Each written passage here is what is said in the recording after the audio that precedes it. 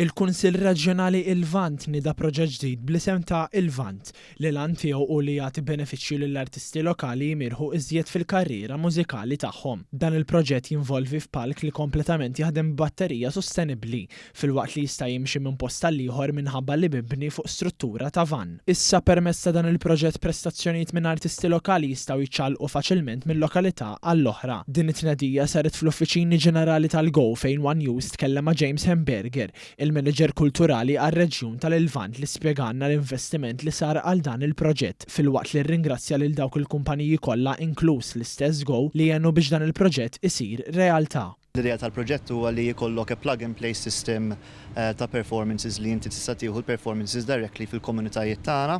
Aħna għandna van li huwa converted into a mobile stage completely powered by a battery. Min-naħa tiegħu id-direttur artistiku inkarigat Daniel Kawki saħaq li permezz tal-proġett Il-Lvant issa jistgħu jsiru prestazzjonijiet f'żoni li qabel ma setgħux isiru. U elenka wkoll li fl-aħħar ġimgħat infetħet is-sejħa biex artisti lokali ta' kull età jesperjenzaw dan il-palk sostenibbli. Bħala proġett Il-Lvant huwa qiegħed joffri opportunità li jsiru performances fi spazji li forsi s-soltu mhux daqshekk komuni jew aċċessibbli biex isiru l-performances. So għandek l-aspett tal-aċċessibilità mill-lokalità, però wkoll tal-artisti aħna ftaħna wkoll għal kull irid japplikaw jieħu sehem fih, kellna numru kbir ta' applikazzjonijiet li minnhom sfortunatament kellna nażlu.